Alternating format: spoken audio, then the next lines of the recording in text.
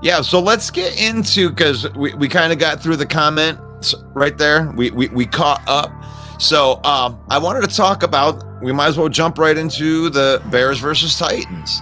So, I mean, they're out there. What do you had said? I mean, how can we fault the guy for going 3 for 3 and throwing 2 touchdown passes? He had a passer rating of 158, and if you went into some of these groups that we talk in, as you know, Russ, they are acting like this guy was garbage, and like It's his fault. Like it's his fault that DJ Moore is awesome. It's not his fault. Okay. Now I will say, for a dump off pass behind the line of scrimmage, it wasn't even a good throw.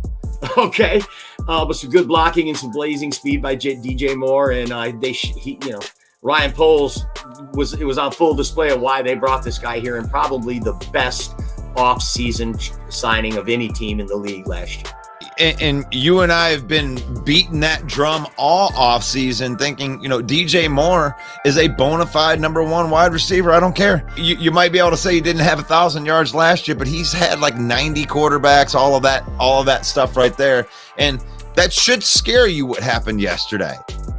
It should scare you because, he didn't throw past the line of scrimmage. And you know what happened? Their number 1 receiver that they got in the offseason made 2 people miss, and then he was gone. Took it to the house. And you should be scared that he's throwing 1-yard passes. And here's what I'll say to you people that are going to go, well, all you got to do is defend, and then they'll stick a guy over there. So what happens when he fakes that, tucks it, and then he runs for 80 yards?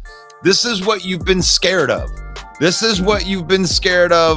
That balance. If he figures out that balance, he doesn't have to be that good of a thrower.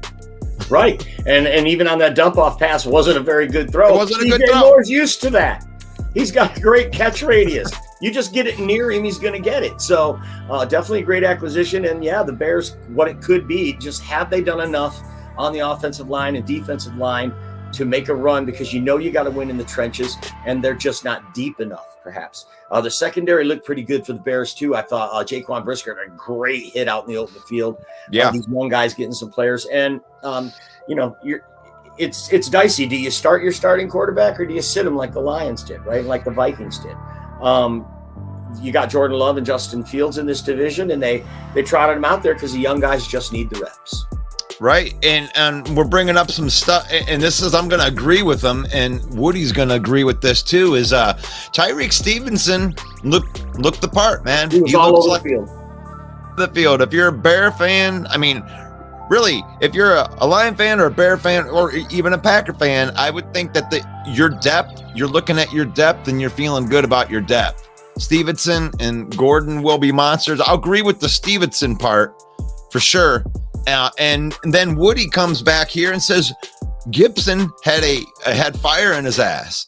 And Gibson was one of the people that was questioned by a lot of the Bears fan base. I'm like, is he even going to be able to, try to rep ahead of some of these young guys? But he showed out. He showed out yesterday, and he deserves his kudos as well. Overall, I was pretty impressed with some of the players that the Bears are going to be trotting out there.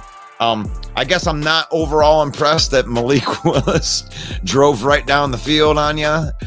Outside of that, you got a lot of good young players on that Bears team, and you should be feeling pretty good about that. And Jason MC says the Bears look soft to me. I think he's got a good point there when you've seen that Malik Willis drove him right down the field and scored. That was the opening drive too, by the way. The opening drive. So it was against the best players that the Bears were going to throw out there. So maybe you got some point. Hey, Skull. Yeah, that's Skull. I mean, I don't see how you can look at the Bears performance and then look at the Skull performance and feel good.